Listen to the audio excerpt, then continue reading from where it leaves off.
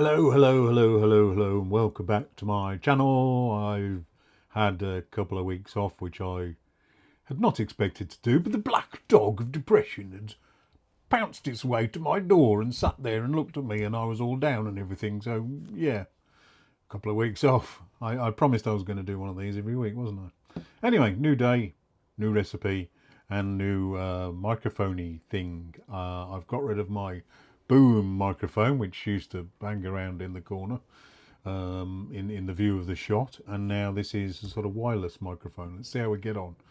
Anchorworks M650 wireless microphone, if anyone is interested. It's about £180 on Amazon. Anyway, today, Jamaican curried chickpeas. My wife forwarded on this recipe to me from Instagram. A very interesting young chappie was videoed doing it, and I thought, yeah, it's all right, it'll do. Yeah, one of the days I'm bored of doing other things, I'll do this. But it's unexpectedly delicious. It's really beautiful. Jamaican curried chickpeas, chickpea, spicy, coconutty wonderfulness. Let's get on with it. And what is on today's board of goodness? 2 cans of chickpeas, about a half a can of chopped tomatoes, or if you're using fresh tomatoes, probably about 3 medium-sized ones, a teaspoon of ground pimento, also known as allspice, 3 tablespoons of a mild Caribbean curry powder, Jamaican curry powder, about 5 spring onions, or scallions as they're sometimes known, 1 medium regular onion, 1 bell pepper or red pepper, scotch bonnet. These are really hot. I only used about half. You may want to only use a quarter because they're very hot. 5 cloves of garlic, 1 piece of fresh ginger, around just a bit bigger than your thumb, chopped up, crushed, whatever. Thyme, fresh thyme, definitely use fresh thyme. I think I used about 6 pieces of thyme, and coconut milk powder. I prefer this to coconut milk, so I used a cup of coconut milk powder to a cup of water, and then a little bit later, to make it richer, I dumped in another half a cup. So off we go. So this whole thing is going to take about an hour. First thing you do is toast your curry powder on quite a high heat. Just move it around the pan until it starts to go a little bit browner. Make sure it doesn't burn, because burnt curry powder tastes so you're just going to sit the fumes of the. It is going to. It's quite a heady few minutes when you're doing this. Anyway, switch the light on the camera properly. That helps. And what we're going to go in with the oil, probably about 2 tablespoons of your preferred oil. I'm using olive oil. Give that a good stir, turn the heat down just a little bit, stop it burning, and stir rapidly. What we're going to go in with first, the garlic, roughly chopped. Doesn't have to be finely chopped, just roughly chopped. It's all going to melt into the sauce. And again, quite a vigorous stirring. Turn this heat down just a little bit more. This dish thanks you for being a little bit slow, rather than like a stir-fry type heat. Stirry, stirry, stirry. And in with the onions. Onion rather than onions. Roughly chopped again. Wish I could do smell-o-vision on this cooking, because this bit is amazing. Anyway, the chopped red pepper we're going in with next, and the chopped spring onion stroke scallions.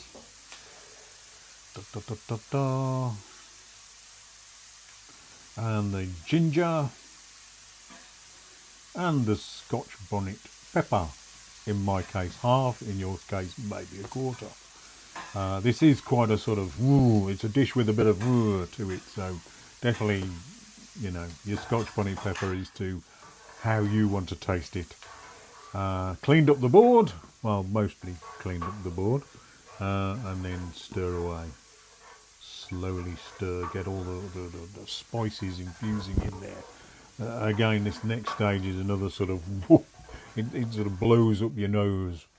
Right, add a bit of water to stop it burning.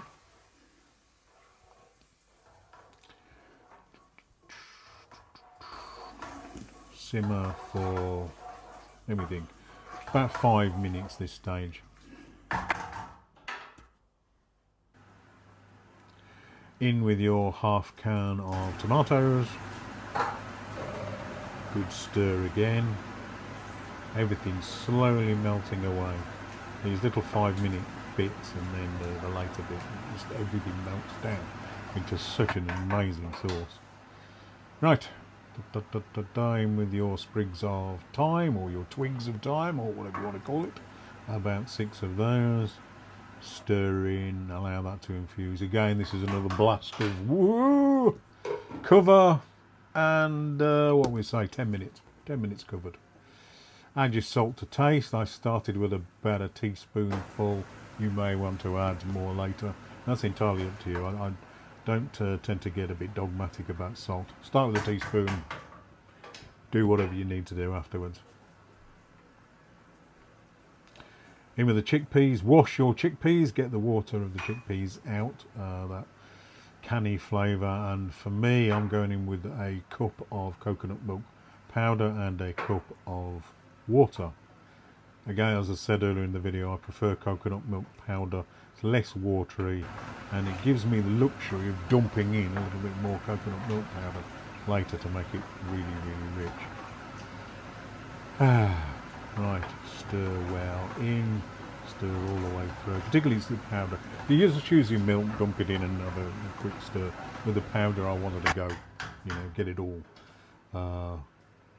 mixed in properly. A teaspoon of allspice. Both this and the curry powder can be found in either big Asian shops or large supermarkets, so don't be scared of trying to find them.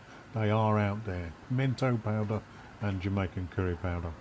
Right, I've put on the low burner after stirring this up, and I'm going to move across to the lower ring, and I'm even going to turn that one down. Basically, do I hate the word basically? In reality, it's because it's going to be simmering for about 40 minutes. And there it is. During that 40 minutes, I have dumped in that extra half a cup of coconut milk powder. That is just, at the moment. But what we're going to do is, while we're cooking the rice, and I'm using a pan this time rather than my rice cooker, is reduce the liquid down on your mixture by about a third to a half, so it starts to get really, really rich rather than sort of soupy and creamy. And here we are at the end. Like I say, it's taken about a third of the moisture out of it, the liquid out of it, and that is incredibly thick, incredibly creamy. And honestly, this one was a surprise. I was really, really well surprised. I thought it would be a simple chickpea recipe, and I like a chickpea, don't get me wrong. I do enjoy a chickpea, but sometimes a chickpea can be just a chickpea and a chickpea with flavour on it. Whereas this, with the spices, and particularly the Jamaican curry powder and allspice, and then the coconutiness and the coconut milk powder adding even more thickness and wonderfulness. This is just an amazing dish. I'm going to stop waffling now because, honestly, this is something you should try. It's vegan, so it's good for your vegans, but it's also, there's a lot of meat eaters that would enjoy this. I am a part-time meat eater, and I really enjoyed this. Sigh, wonderful. Like I say, I've had nearly 4 portions now of it. Anyway, on to the next one. Please like and subscribe and all the other good stuff. And yeah, next.